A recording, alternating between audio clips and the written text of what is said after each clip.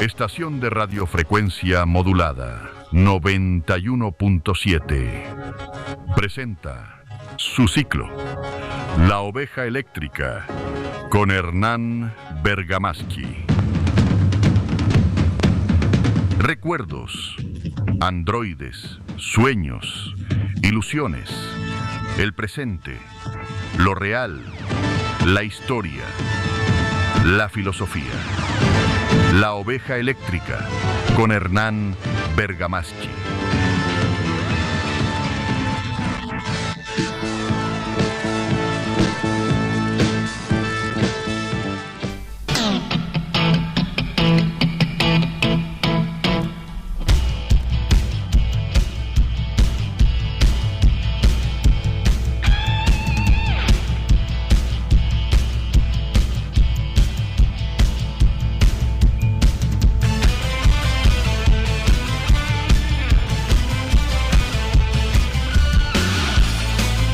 Hola mundo, bienvenidos al desierto de lo real.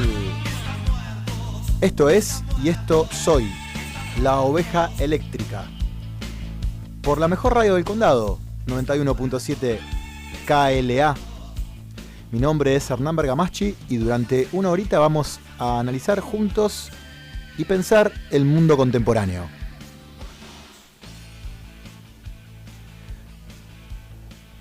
Hemos estado de vacaciones, porque este es un programa educativo, entonces como buenos docentes nos hemos tomado 2 semanitas de vacaciones, en donde nos hemos atestado de harinas, una maravillosa droga que nos brinda Panadería Central, la mejor panadería también del condado, Independencia 1615, 9 de julio 5799.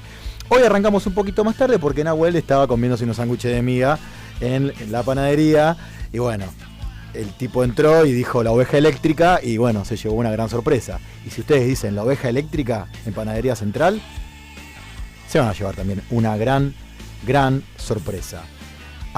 @Central Cosas Ricas lo pueden encontrar en Instagram.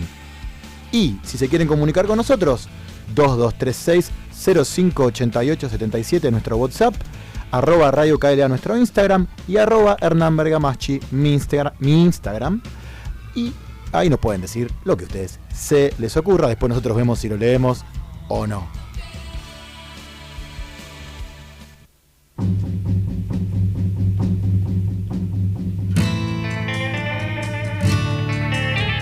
Muy bien. Mientras me tomo un matecito producto de nuestra tierra, hoy traje para pensar sobre América Latina, ¿no? Un nombre, una historia y un proyecto, pero ¿qué es o qué decimos cuando decimos América Latina? Porque a primera vista parece algo sencillo, ¿no? Podemos decir que es una región que está formada por los países que hablan español y portugués en el continente americano. Pero pareciera que es muy fácil, pero en realidad esa definición no es algo tan simple o no alcanza. América Latina no es solamente un lugar en el mapa, ni una sumatoria de países, sino que es una construcción histórica, política, económica y cultural. Resultado de múltiples conquistas, de resistencias, de desigualdades y de proyectos que todavía hoy están abiertos. Una suma de disputas y de tensiones. Incluso el mismo nombre, América, tiene una historia que vale la pena revisar. En 1507, el cartógrafo alemán Martin Weidesmüller, así se dice, publicó un mapa donde utilizó por primera vez la palabra América en homenaje a Américo Vespucio. Lo curioso es que ese nombre solo aparecía en el territorio que hoy conocemos como América del Sur o Sudamérica. Con el correr del tiempo, América pasó a designar a todo el continente, pero también, paradójicamente, luego de su independencia, los Estados Unidos de América comenzaron a identificarse simplemente como América y a llamar americanos a sus habitantes. Vos hablás con un estadounidense y te dice, soy americano. Y yo le digo, yo también. Pero ellos se apropiaron de ese nombre. Y bueno, y eso lo vemos en muchas películas, en discursos y medios de comunicación. Cuando se habla de América parece que se estuviera hablando solamente de Estados Unidos, ¿no? Uno dice desayuno americano, por ejemplo, ¿no? Entonces piensa en el desayuno estadounidense, pero un desayuno americano podría ser un mate con facturas de panadería central, por ejemplo. Entonces también somos americanos nosotros, ¿no? Y discutir los nombres no es un detalle menor, porque los nombres organizan nuestra manera de ver el mundo. Entonces, a partir de eso pueden decidir qué territorios ocupan el centro, cuáles quedan en los márgenes, y quiénes son los que tienen el derecho a representarnos a todos. Y eso ocurre con la expresión América Latina. Este nombre tampoco existió desde siempre, y comenzó a ser utilizado en el siglo XIX, cuando los países de la región ya habían comenzado sus procesos de independencia. Algunos intelectuales a mediados del siglo XIX, como el chileno Francisco Bilbao o José María Torres Caicedo, colombiano, hablaron de América Latina para defender la unidad de la región frente al avance estadounidense. Entonces, en ese sentido, había una especie de resistencia en esa denominación, ¿no? Permitía imaginar una identidad compartida entre países que necesitaban defender una autonomía. Pero posteriormente también la idea fue utilizada por Francia durante el gobierno de Napoleón III. Porque lo que planteaban los franceses es que había una unidad lingüística. Franceses, españoles, portugueses y latinoamericanos tenían lenguas que provenían del latín. Entonces, detrás de esa cercanía cultural había intereses políticos y económicos, obviamente. Y Francia buscaba ampliar su esfera de influencia en el continente.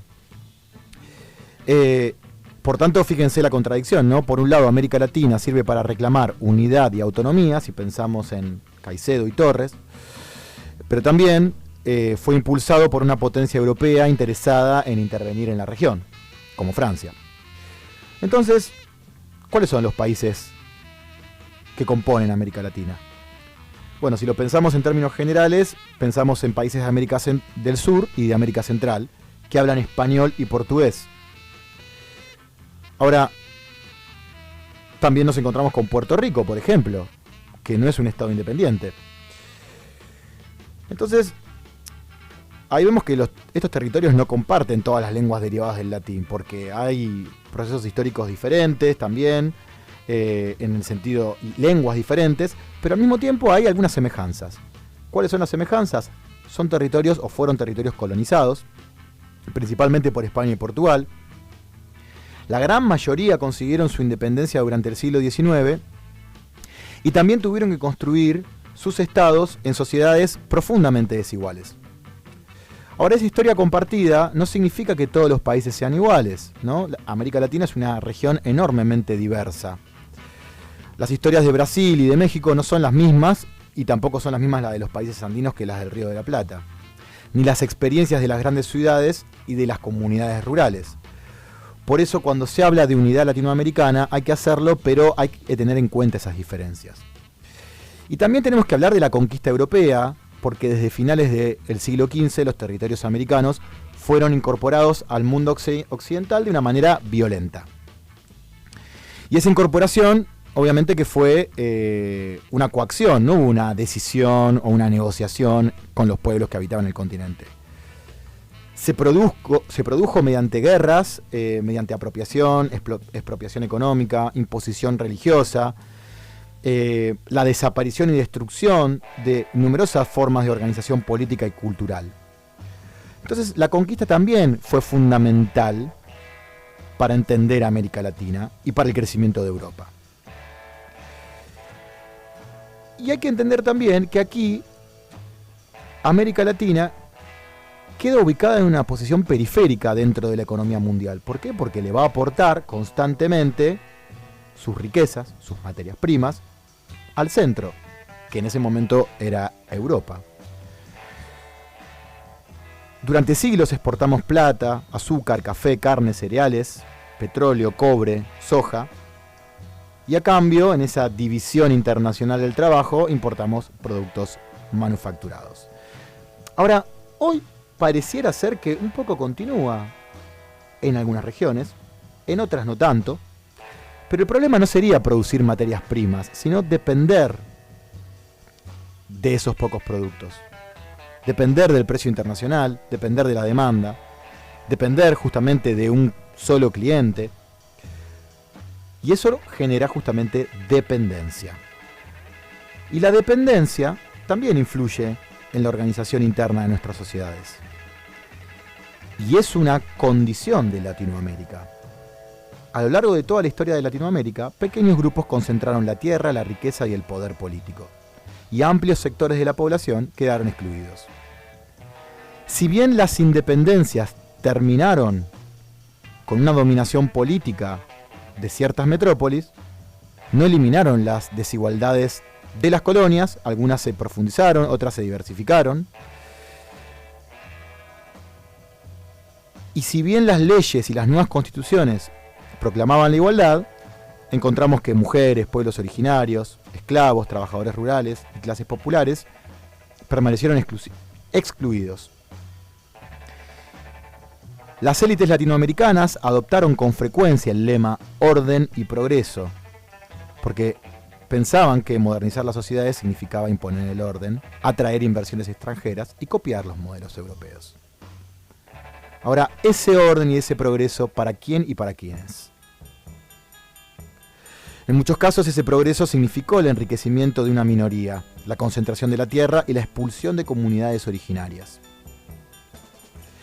Vale, por ejemplo, llamar la conquista del desierto en Argentina, por llamar un caso cercano, ¿no? Por eso la modernidad latinoamericana fue contradictoria. Y en Argentina se vio muy claro, ¿no? Ferrocarriles, puertos, escuelas y grandes ciudades convivieron con la pobreza, con el autoritarismo y con la exclusión. Y algo importante también, que recuerdo hace un tiempo un presidente argentino dijo: los argentinos bajamos de los barcos. Debemos recordar algo fundamental. América Latina no comenzó con la llegada de los europeos. Antes de la conquista ya existían numerosos pueblos, culturas, lenguas y formas de organización. Y en la actualidad, todavía en América Latina se hablan cientos de lenguas indígenas. Sin embargo, cuando definimos la región solamente por el español y el portugués, esas culturas quedan invisibilizadas.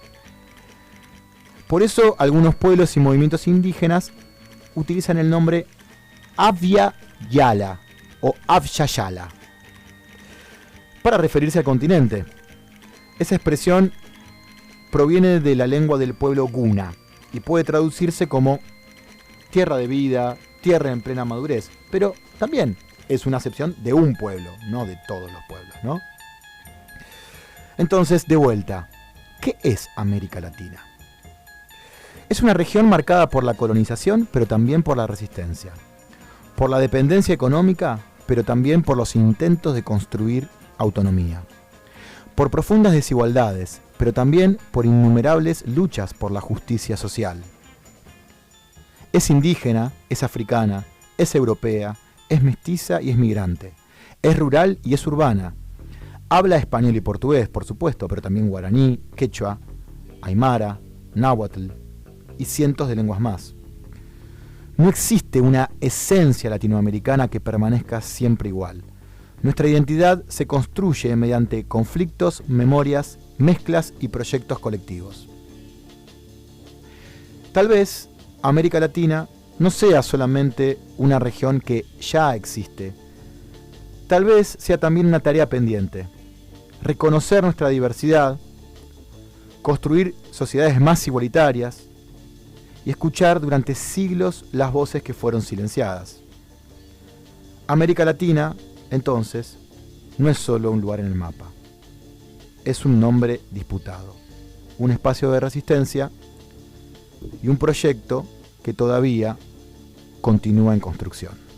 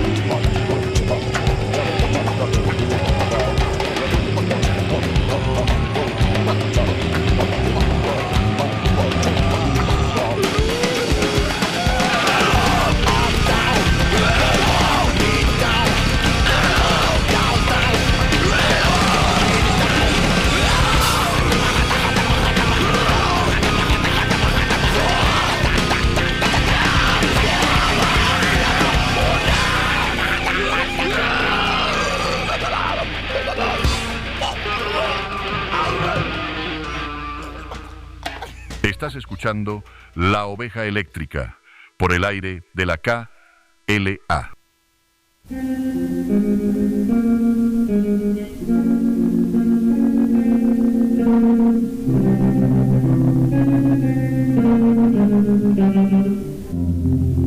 I was 5 and he was 6. We rode on horses made of sticks. He wore black and I wore white. He would always win the fight. Bang, bang, he shot me down. Bang, bang, I hit the ground. Bang, bang, that awful sound. Muy bien, estamos ya en el segundo bloque de La Oveja Eléctrica, acompañados por un experto. Como todos los programas de La Oveja Eléctrica, siempre traemos experto, amigo, Augusto Taglioni. Hola, Augusto. ¿Cómo estás, Hernán? ¿Todo bien? Excelente, bienvenido a La Oveja Eléctrica. Por favor, un placer.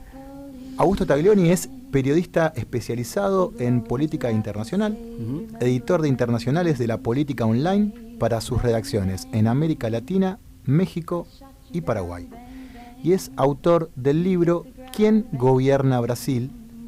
Claves para entender el gobierno de Jair Bolsonaro, expresidente brasileño, que ahora está gobernando Lula. La pregunta ahora es, ¿quién gobierna Brasil? La respuesta sería Lula.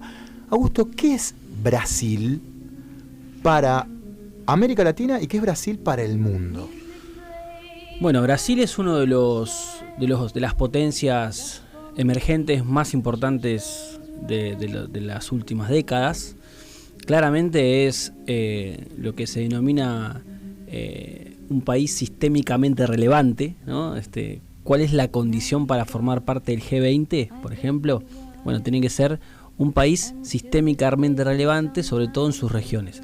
Brasil lo es una de las industrias automotrices más importantes del mundo, tiene una cantidad de recursos naturales que son claves para cualquier desarrollo ambiental, productivo, y obviamente que es el gran articulador y el gran vector de lo que pase sobre todo en Sudamérica, ¿no? Un gran vínculo, sobre todo durante los gobiernos de Lula, con esta idea de el sur global, ¿no? que el propio Lula se ha encargado de potenciar en sus discursos y que lo ha llevado a construir un vínculo muy estratégico en sus alianzas con África, con los países africanos. Y sobre todo me parece que Brasil empezó a ser, inclusive antes de Lula, uno de los grandes, vamos a decir que la vieron la importancia de la integración regional, no solamente desde el punto de vista de tener una buena relación con tus vecinos o de pensar una forma de comerciar regionalmente de manera más o menos libre, sino también a la hora de pensar la importancia, por ejemplo, de una integración basada en infraestructura, en construcción de rutas, de caminos, una integración que vaya más allá de lo meramente comercial. Esto digo antes de Lula porque fue el propio Fernando Henrique Cardoso el que pensó, por ejemplo, el Instituto de Infraestructura para el Mercosur, que obviamente después tiene sus vicios, vamos a decir, de posición dominante, de potencia sudamericana, que muchas veces termina generando tal vez cortocircuitos con las economías que tienen menos, asimetrías más marcadas y dependencias más fuertes. Pero bueno, es una potencia que vale la pena ser estudiada, que vale la pena ser analizada y que obviamente es hoy y va a seguir siendo durante las próximas décadas uno de los países más importantes del mundo. Bien, tomate un matecito, te paso. Dale, gracias. Bueno, mientras te tomas un mate, yo soy profe de historia, entonces no te voy a tomar un examen de historia de Brasil, por supuesto, pero sí en la historia de Brasil, Brasil es un imperio, ¿no? Porque lo que ocurre con Brasil es que básicamente es cuando Napoleón invade Portugal, toda la corte portuguesa se muda a Río de Janeiro y mudan directamente la metrópoli Portugal, la mudan a Río de Janeiro y Brasil es Portugal, digamos, por decirlo de alguna manera. Luego se van los reyes, queda el hijo, Joao Pedro, ya no me acuerdo ni los nombres yo, mirá. Bueno, y funda el Imperio de Brasil, ¿no? Esta idea de imperio, que en América Latina no hay imperios. Esta forma imperial, ¿tiene algún correlato en la política actual? Esta idea de imperio, de expansión, de dominación o lo militar, ¿cómo se ve eso hoy? Mira, te voy a dar un ejemplo reciente de esto que está bueno que lo traigas desde el punto de vista histórico. Esta semana, el viernes, en realidad este viernes último no, sino el anterior, hubo un problema muy importante entre Brasil y Paraguay. ¿Por qué? Porque Lula dijo en un acto público que de alguna manera responsabilizó a Paraguay de la guerra de la Triple Alianza. Ok. Estamos hablando de Lula. Sí. Esto generó obviamente un repudio enorme de Paraguay, que tiene en la guerra de la Triple Alianza, vos la conocés mejor que nadie, las heridas recontraabiertas, y que, por ejemplo, Argentina, a diferencia de Brasil, pidió disculpas por lo hecho durante esa guerra. Brasil tiene como política de Estado, independientemente de Lula, un negacionismo muy fuerte respecto de lo que pasó en esa guerra. Y nunca reconoció públicamente los crímenes perpetuados por su propio país en relación a lo que pasó en Paraguay. Entonces yo justo recién estaba hablando antes de venir con el editor de Paraguay, porque hay todo, bueno, estábamos ahí siguiendo las secuelas de todo ese quilombo, digamos, hablando mal y pronto. Y esto me parece que tiene que ver con esto que me preguntás, porque digo, Brasil obviamente que tiene hoy lógicas, vicios imperiales, por decirlo de alguna manera, desde el punto de vista de la imposición de las agendas económicas, desde el punto de vista de qué acuerdos de estrago, qué acuerdos no de estrago. O sea, desde ese punto de vista como potencia hegemónica sudamericana, que aparte para Brasil Sudamérica es todo. O sea, Brasil no quiere ser la gran potencia de América Latina y del Caribe. Brasil quiere ser la gran potencia sudamericana. A partir de su condición de potencia sudamericana es donde construye el poder con el resto de los países. Es donde se hace fuerte en los BRICS, es donde se hace fuerte en la relación con China, es donde se hace fuerte para pelearse o no con Estados Unidos, es donde se hace fuerte en el Mercosur. Eso es la gran estrategia política regional de Brasil, es ser la potencia sudamericana. Bolsonaro, digamos que desde una lógica más aislacionista medio que lo descuidó, y Brasil y Lula cuando volvió ahora a esta nueva etapa de su gobierno, volvió con todo a tratar de consolidar y volver a plantear la UNASUR y demás. Por ejemplo, cuando fue la construcción de la UNASUR, una gran política sudamericana que se dio en ese momento, hubo un cortocircuito entre Argentina y Brasil. ¿Cuál fue?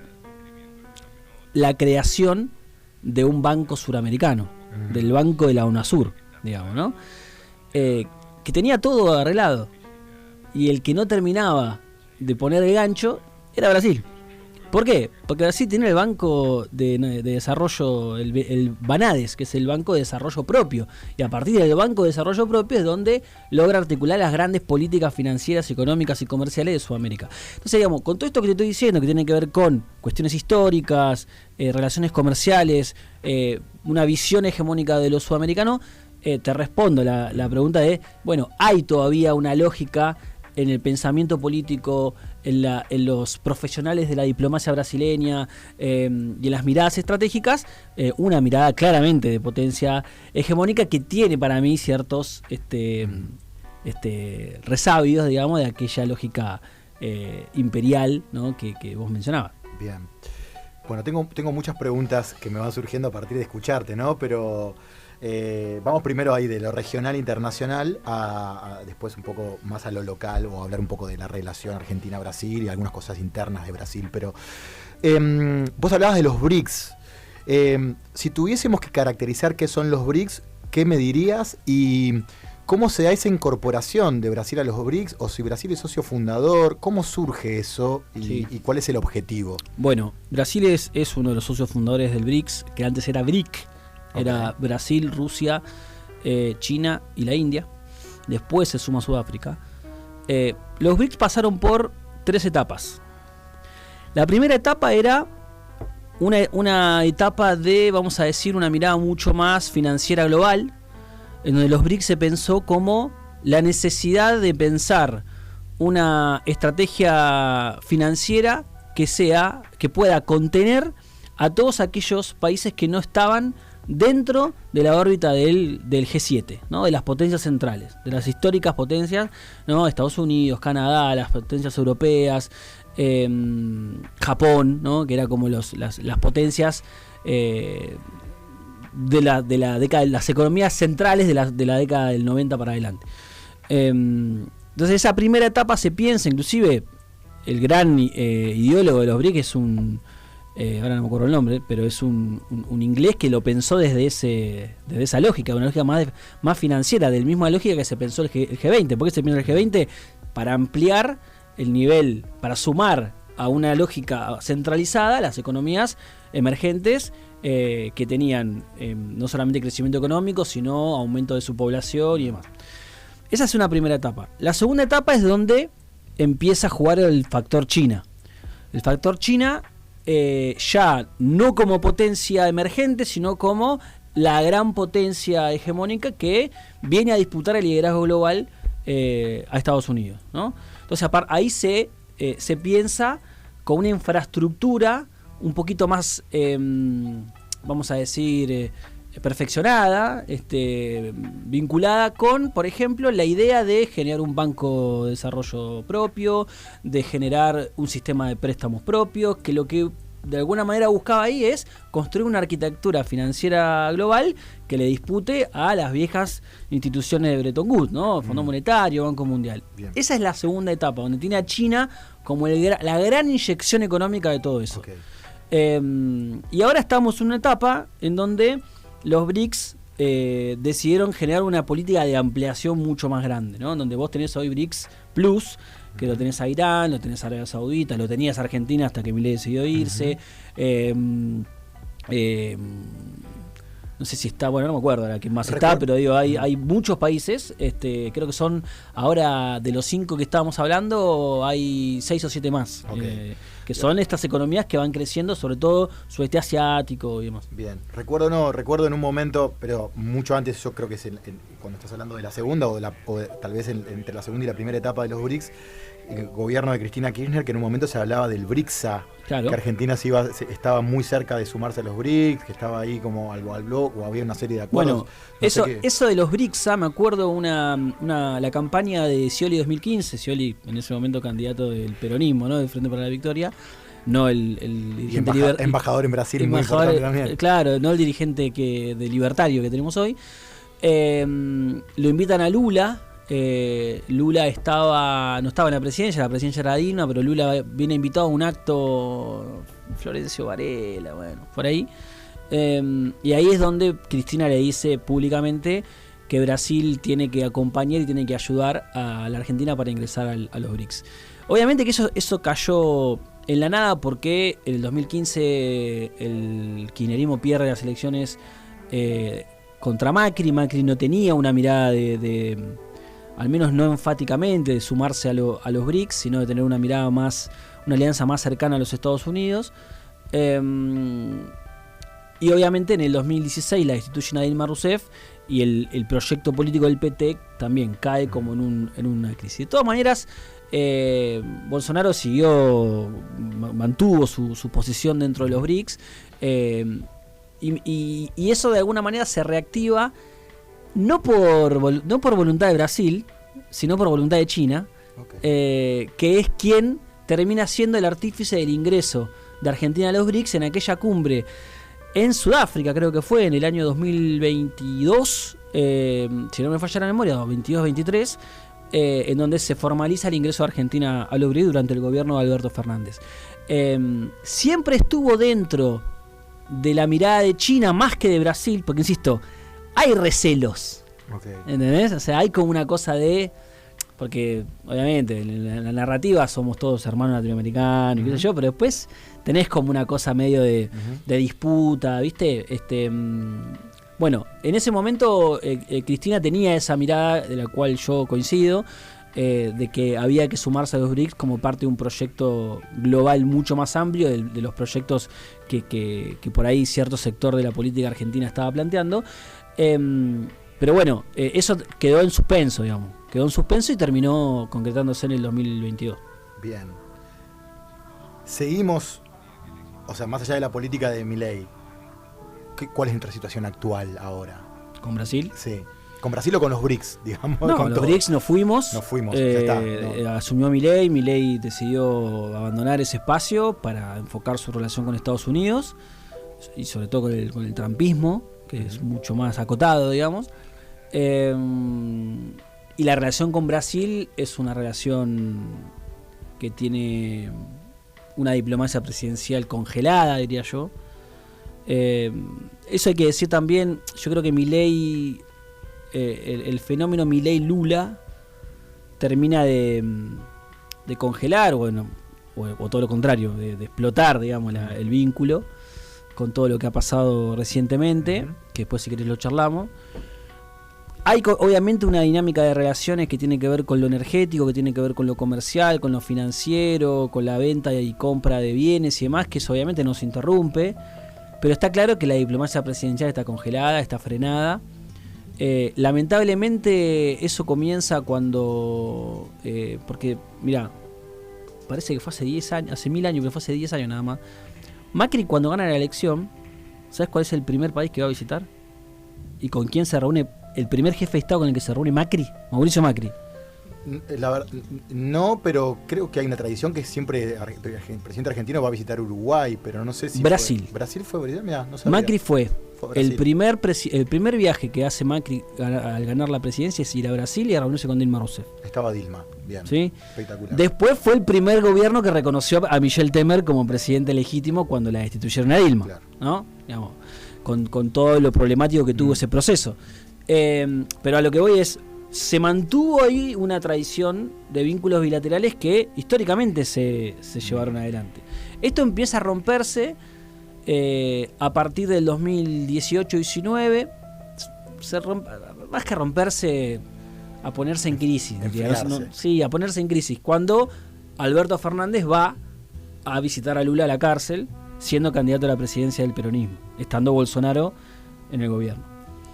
Recuerdo declaraciones también de Alberto previo a la presidencia, diciendo yo no tengo nada que hablar con Bolsonaro. Exacto. O algo así, y después Bolsonaro fue electo presidente y eso como que se tuvo que desdecir un poco, bueno, por la cuestión Exactamente. Bolsonaro, él cuando Alberto era candidato a presidente, Bolsonaro ya era presidente, porque Bolsonaro gana en el 2018, asume el 1 de enero del 19, va a ver a Lula y visita, está bien, no era presidente, era candidato, pero va a hacer un acto con el principal opositor a Bolsonaro. Y ya en la presidencia, cuando comparten los dos el periodo presidencial, no tuvieron estos cruces así, no hubo bombas discursivas, nada, pero había tensiones.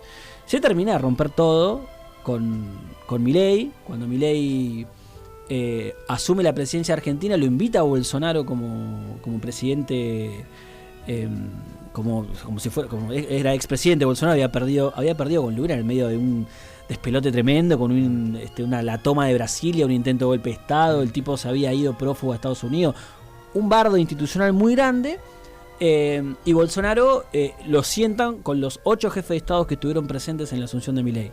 Eso ahí se cruzaron todas las líneas rojas y ahí, bueno, estamos en la situación que estamos hoy. Han pasado por diferentes momentos al punto que tenemos hoy. Yo creo que hoy estamos en la peor relación con Brasil desde que volvió la democracia en ambos países. Nunca hubo una crisis diplomática de esta envergadura entre los dos países, por lo menos desde que pasaron sus respectivas dictaduras, ¿no? Así que es una situación muy, muy severa que yo creo que no se profundiza todavía porque Lula decide no seguir profundizando, digamos, en la represalia, las cosas que dice Milei.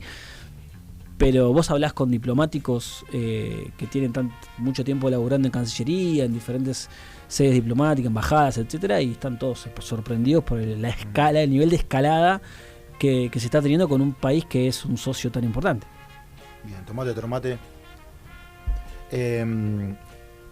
Bueno, esto último que decís, ¿no? Que es un socio tan importante. Siempre se habla de que Brasil es el principal socio comercial de Argentina y la relación histórica, pero siempre la vemos desde nuestro lugar, ¿no? Y por ahí hace un tiempito escuché algo así que en términos geopolíticos, para decirlos así, para hablar de algo general, no solo de la economía, sino de todo, Brasil es más importante para Argentina que Argentina para Brasil. ¿Esto es así? De alguna manera, yo creo que Brasil, al tener una posición dominante tan grande, no me animo a ser tan tajante, pero puede prescindir un poco más de Argentina que Argentina de Brasil. Sobre todo si lo pensás en términos de hacia dónde va el comercio intra-Mercosur. No tengo los porcentajes en la cabeza, pero el principal mercado de los integrantes de Mercosur es Brasil.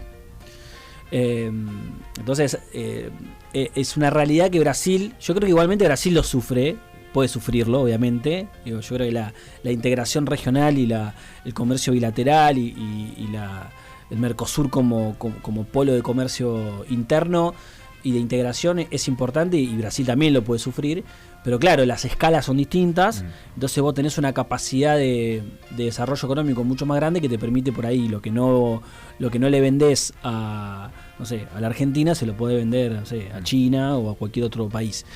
Hay algo de eso. De todas maneras, yo creo que Brasil sí puede sufrir las consecuencias igual de una ruptura total, digamos, de la relación con Argentina. Pero bueno, yo no creo que la sangre llegue al río, y sí yo creo que Argentina, también hay algo que está pasando, que Brasil es el principal socio de Argentina y viceversa, cuando no es China el primero de los dos. Claro.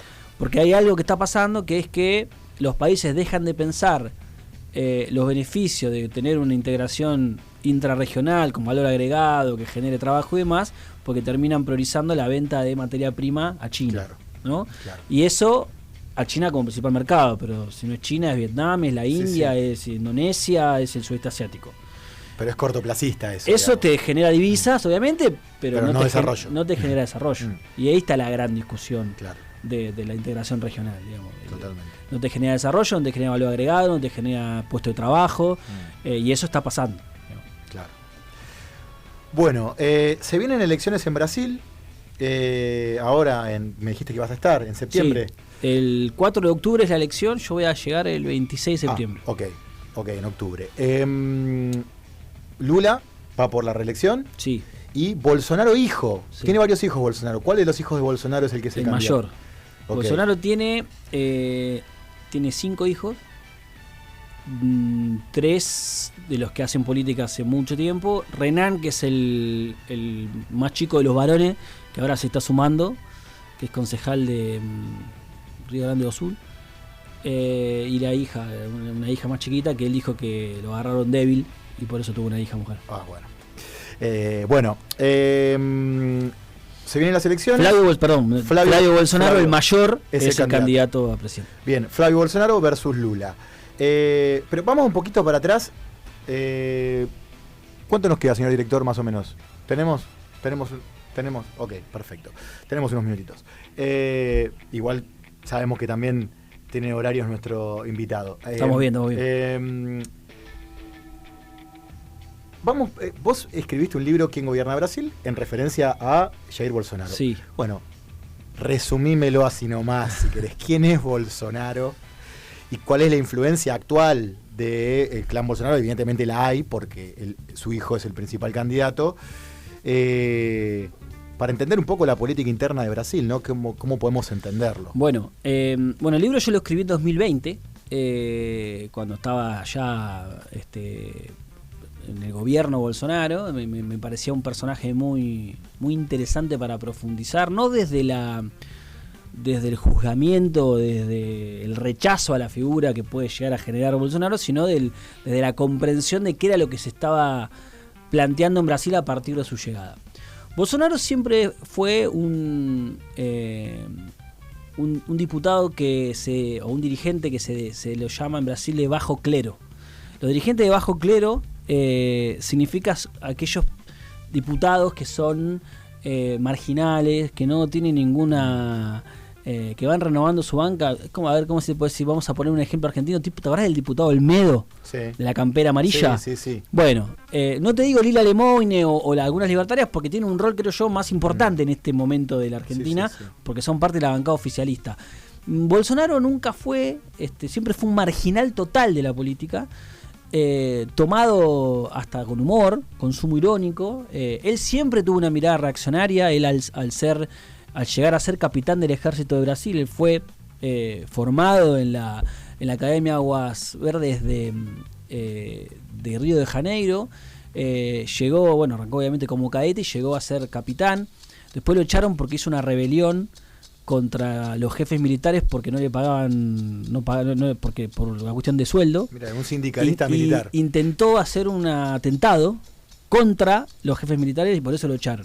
Terminó arreglando y empezó con la política. En la política, allá por principios de los 90, reivindicando la dictadura militar, teniendo miradas extremadamente misóginas, violentas, muy con el discurso de la seguridad y de la defensa del...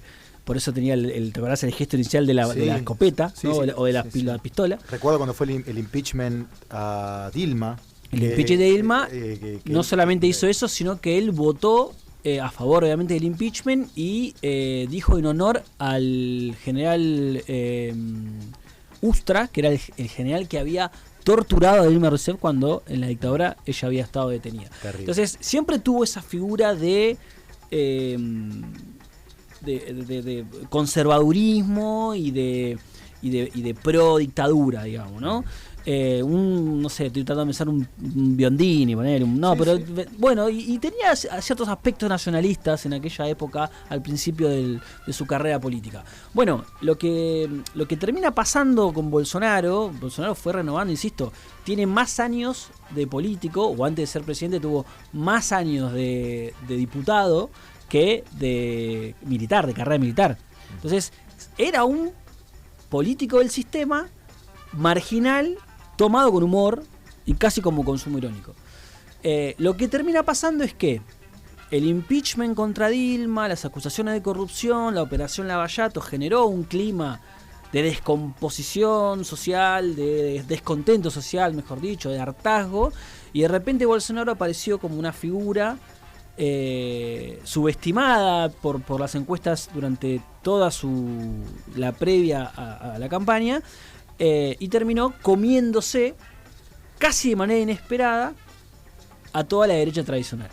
La derecha tradicional de los famosos tucanos, la socialdemocracia brasilera, que tenía como figura a Geraldo Alckmin, que hoy es el vice de Lula, y a toda la derecha tradicional que competía con Lula en las elecciones anteriores, Fernando Henrique Cardoso, Aécio Neves, etcétera. Bueno, con las particularidades de Brasil, parecido al fenómeno Milei. Muy parecido. Con las particularidades. Muy parecido, sobre todo en el aspecto de esta idea del marxismo cultural, de la construcción del enemigo. La construcción del enemigo, el que defiende la ideología de género, ¿no? Esta idea antiglobalista de que en realidad China coopta a todos los organismos internacionales. Bueno, entonces se empezó a refrendar en un filósofo estadounidense, en realidad brasilero, que se radicó en Estados Unidos, se llama Olavo de Carvalho. Un astrólogo, filósofo muy personaje que ahora murió hace un par de años, que empezó a ser como la referencia intelectual más importante de Bolsonaro. Y sobre todo empiezan a aplicar el manual de Steve Bannon, que es romper con todas las prácticas tradicionales de la política tradicional. Entonces él decía: más Brasil, menos Brasilia, como representación de la burocracia, muy parecido a la campaña de Trump, por eso está todo vinculado. Y entonces él empieza, no hizo acto de campaña, por ejemplo. Cuando él cierra la campaña del 2018, yo estaba allá en Brasil, me acuerdo, hace un vivo en su casa, como si estuviéramos acá, ¿sí? En el living de la casa, con la mujer, y tenía 2 libros. La Biblia, no, 3 libros, la Constitución, la Biblia, y un libro de Olavo de Carvalho que se llama Todo lo que hay que hacer para no ser un idiota. Así, se lo mostró a todo el vivo, mucho laburo de redes sociales, claro, mucho laburo de eso. Y la construcción total de noticias falsas. La campaña esa fue una batería de noticias falsas contra el candidato de Lula, que era Fernando Haddad, que ya estaba con una reputación muy baja por todo lo que significaba las causas de corrupción, Lula detenido. Entonces, ese fenómeno de Bolsonaro me parece que terminó siendo como el debut, la inauguración de estos líderes de ultraderecha, outsider, construidos a imagen de semejanza del trumpismo, del método Bannon, que terminó siendo profundamente efectivo a la hora de ganar la elección. Después, en el gobierno, fue cambiando todo eso. Okay. Se fue rodeando obviamente de militares, los militares empezaron a ganar una centralidad gigantesca en la planificación. Muchos de sus ex profesores terminaron siendo funcionarios muy importantes del gobierno. Empezó a sumar a la política tradicional, que allá se conoce como el centrao, que son partidos de centro-derecha que se venden al mejor postor, que no tienen liderazgos nacionales competitivos, pero que tienen armado territorial y mayorías en el Parlamento. Entonces, de alguna manera, Bolsonaro, cuando ganó la presidencia, terminó siendo un político más del sistema y empezó a desinflar toda esa pata olavista ultra ideologizada que le daba ese supuesto ángel, ¿no?, en su momento, y terminó siendo un político de derecha tradicional con algunos elementos sí trampistas, como su negacionismo a la pandemia y un montón de otras cuestiones. Después, bueno, terminó perdiendo con Lula. Y digamos, para hacer un cierre y no hacerla más larga, si seguimos como quiera, no el problema, Flavio Bolsonaro era como el canciller, digamos, que tenía el bolsonarismo en la relación con el sistema político. Vos tenés, Carlos Bolsonaro era el estratega de comunicación.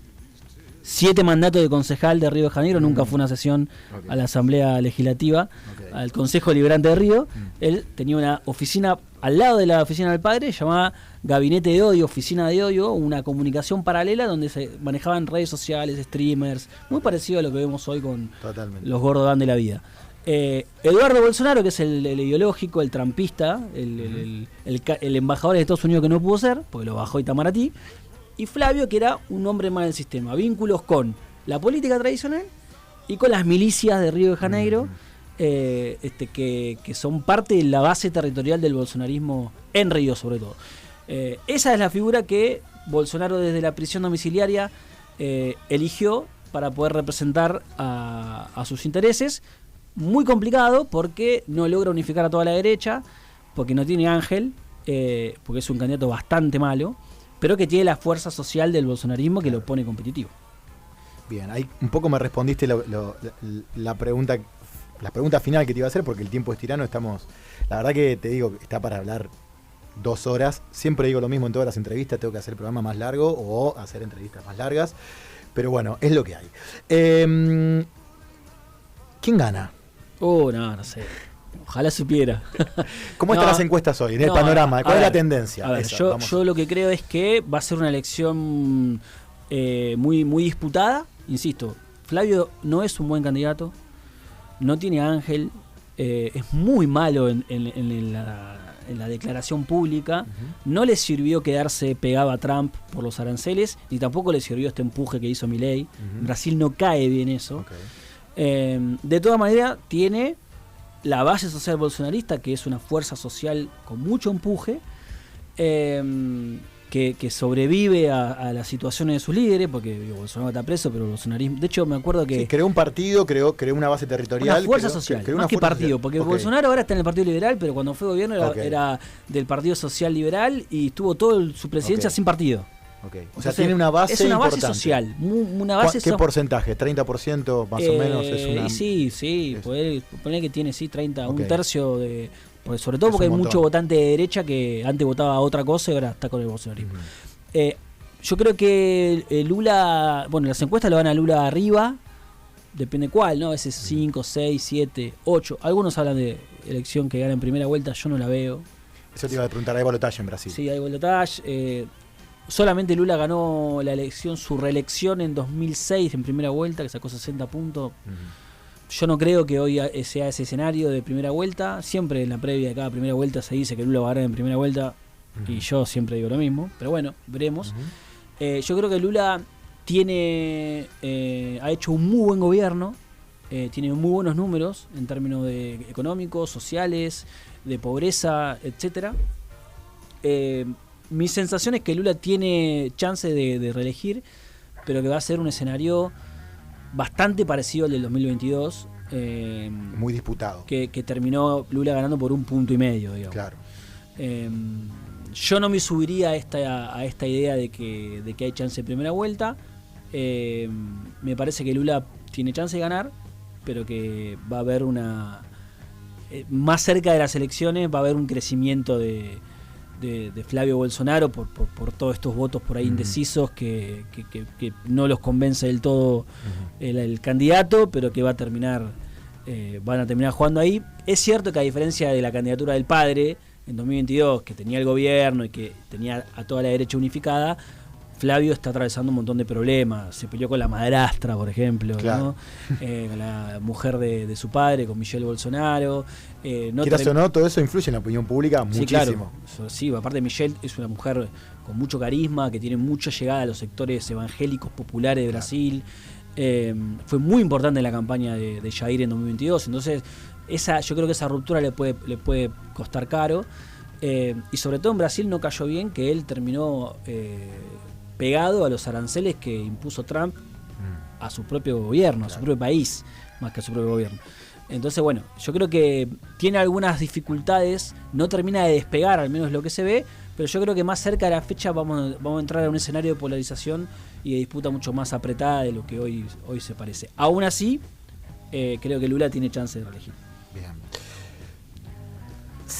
Para cerrar el programa, siempre le hago la misma pregunta a los entrevistados. Esto que escuchás es el cierre del programa de Cangrejo Sebastián, que nos invita a vivir bajo el mar, ¿no? Que es todo mucho más lindo, sin preocupaciones, sin que tener que trabajar, por ejemplo. Cualquier lugar que no haya que trabajar, yo estoy. Libros para entender Brasil, aparte por supuesto del libro de Augusto Taglioni, ¿Quién gobierna Brasil?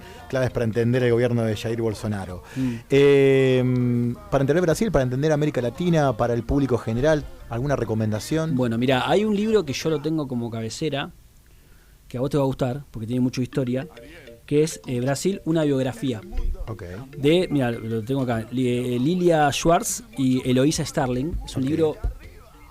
Ok, un libro grandote. Que vos ahí vas a entender la cultura, toda la historia. Bueno, obviamente que hace un repaso histórico de todos los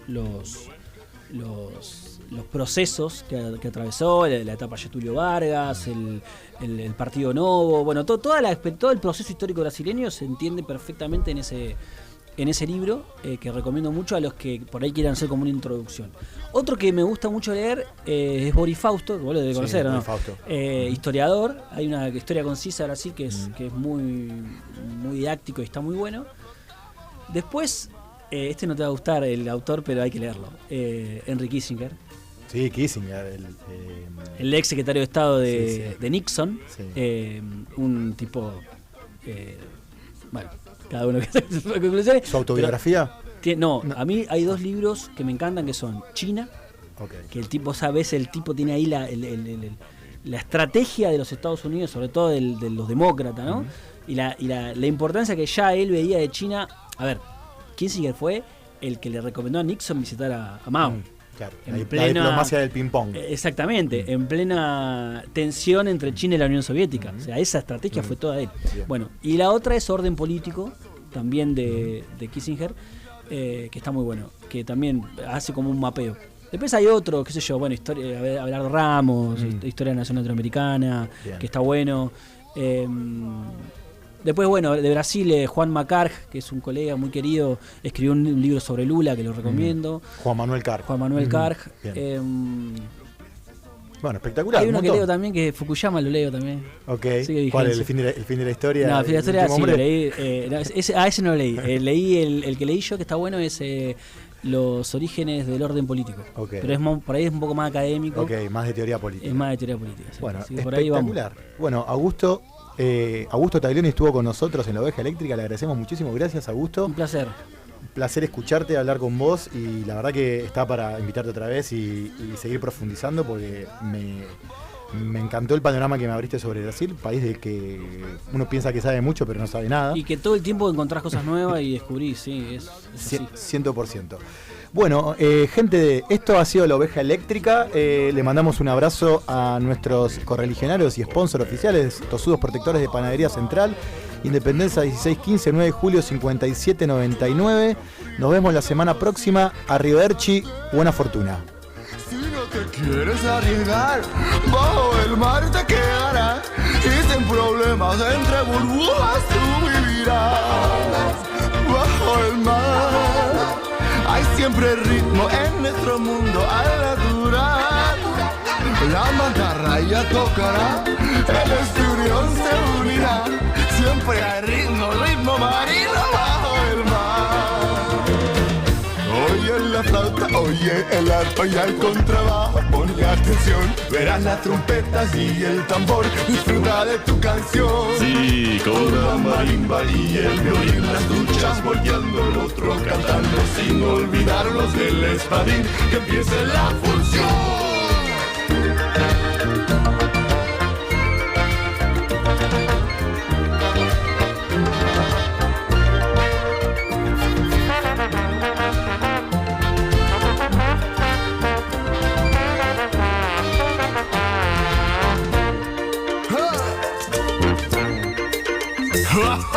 Sí, rompieron mi bandera. Rompieron mi bandera y eso no se lo voy a perdonar jamás en la vida.